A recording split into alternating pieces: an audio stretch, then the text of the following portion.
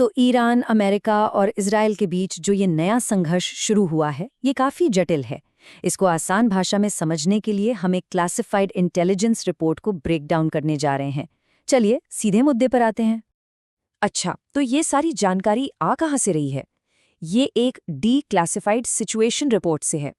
इसमें हमलों, उनके जवाबों और यहाँ तक कि सत्ता परिवर्तन की संभावनाओं का भी जिक्र है। इससे हमें ज़मीनी हकीकत का बिल्कुल सीधा नज़रिया मिलेगा। और इस रिपोर्ट की सबसे ज़रूरी बात क्या है? वो ये है कि अब ये मामला छोटी-मोटी झड़पों से बहुत आगे निकल चुका है। हम अब प्रॉक्सी वॉर्स की बात नहीं कर रहे हैं। ये एक सीधा आमने-सामने का सैन्य टकराव है। मतलब दो बड़े देश सीधे भिड़ रहे हैं और इसके असर पूरी दुनिया पर होंगे। खेल अब बिल्कुल बदल गया है। चलिए शुरू करते हैं पहले सेक्शन से, चिंगारी। आखिर ये सब शुरू कैसे हुआ? हम उन शुरुआती सैन्य कार्रवाइयों को देखेंगे जिन्होंने इस आग को भड़काया।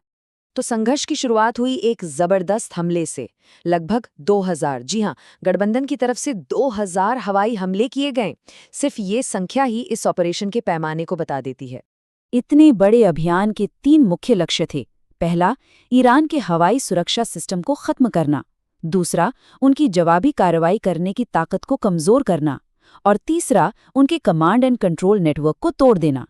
और इसी हमले में ईरान के सर्वोच्च नेता को भी निशाना बनाया गया। लेकिन यहाँ एक खुफिया चेतावनी भी है। इसका मतलब ये बिल्कुल नहीं है कि वहाँ की हुकूमत गिर जाएगी। क्यों? क्योंकि इस्लामिक रिवोल्यूशनरी गार्ड कॉर्प्स यानी IRGC अभी भी कंट्रोल में है। IRGC को वहाँ के शासन की रीढ़ माना जाता है और जब तक वो कंट्रोल में है, पूरी तरह से सिस्टम का गिरना मुश्किल है। तो इसके जवाब में ईरान ने क्या किया? देखिए, उन्होंने आमने सामने की लड़ाई नहीं चुनी। उनका जवाब था असंतुलित यानी एसिमेट्रिक। मतलब एक जगह फोकस करने के बजाय उन्होंने अलग अलग जगहों पर अप्रत्याशित तरीके से हमले किए। और ईरान की प्रतिक्रिया काफ़ी बड़े पैमाने पर थी। उन्होंने इराक से लेकर साइप्रस तक 10 से ज़्यादा अलग अलग देशों में सैन्य ठिकानों को निशाना बनाया। और इसके बाद ही शुरुआती हताहतों की रिपोर्ट्स आनी शुरू हो गई। इन हमलों की मानवीय और राजनीतिक दोनों तरह की कीमत चुकानी पड़ी। अमरीकी सैनिकों की जानें गई और इसके फौरन बाद अमरीका ने इस क्षेत्र से अपने राजनीतिक दफ्तर तेजी से बंद करना शुरू कर दिए। और इस बीच बातचीत का पूरी तरह से टूटना साफ दिखता है। एक तरफ राष्ट्रपति ट्रंप कह रहे हैं कि ईरान बात करना चाहता है, वहीं दूसरी तरफ ईरान के शीर्ष अधिकारी कह रहे हैं, हम अमेरिका से कोई बात नहीं करेंगे। मतलब कूटनीति के दरवाजे फिलहाल तो बंद हो चुके हैं। तो अब युद्ध के मैदान से हटकर देखते हैं कि इसका असर पूरी दुनिया पर, खासकर अर्थव्यवस्था और भू राजनीति पर क्या पड़ रहा है। इस संघर्ष का सबसे पहला और सीधा असर पड़ा वैश्विक अर्थव्यवस्था पर। ब्रेंट क्रूड ऑयल की कीमत पहुंच गई $72.48। ऊर्जा की कीमतों पर तत्काल प्रभाव। अब सवाल यह है कि इससे हम सब पर क्या फर्क पड़ता है? फर्क पड़ता है क्योंकि ये लड़ाई हॉर्मुज़ जल डमरू मध्य के लिए खतरा है। ये वो रास्ता है जहां से दुनिया का 20% तेल गुजरता है। यहाँ कोई भी गड़बड़ हुई तो पूरी दुनिया में महंगाई बढ़ सकती है। और ये आग फैलती जा रही है। लेबनान में हिजबुल्लाह, खाड़ी देश और यहाँ तक कि साइप्रस भी इसमें खिंच रहे हैं। इसका मतलब है कि अस्थिरता अब यूरोप के दरवाजे तक पहुंच रही है और इससे और भी देशों के इस लड़ाई में शामिल होने का खतरा बढ़ गया है। और इससे जुड़ा एक और बहुत बड़ा रणनीतिक जोखिम है। ईरान का नया नेतृत्व, जिसे अभी परखा नहीं गया है, उनके ऊपर अपनी ताकत दिखाने का दबाव है और उनके हाथ में है एक क्षतिग्रस्त लेकिन फिर भी सक्रिय परमाणु कार्यक्रम।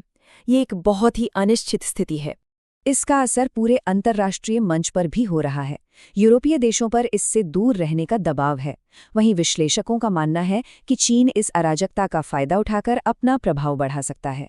बड़ी बड़ी शक्तियां अब इस संकट पर प्रतिक्रिया देने के लिए मजबूर हैं। तो आगे क्या होगा? क्या ये मामला और बिगड़ेगा या शांत होगा?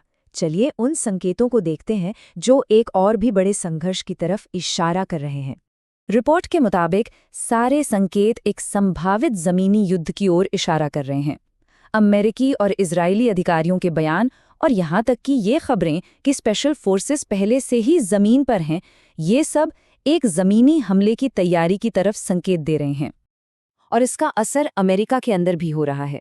वहाँ एक संवैधानिक बहस छिड़ गई है। एक तरफ राष्ट्रपति की सैन्य शक्तियां हैं और दूसरी तरफ कांग्रेस जो इस हमले को रोकने की कोशिश कर रही है। ये एक आंतरिक राजनीतिक खींचतान है।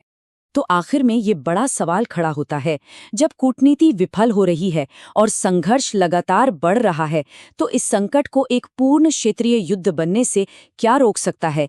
एक ऐसा सवाल जिसका जवाब फिलहाल किसी के पास नहीं है।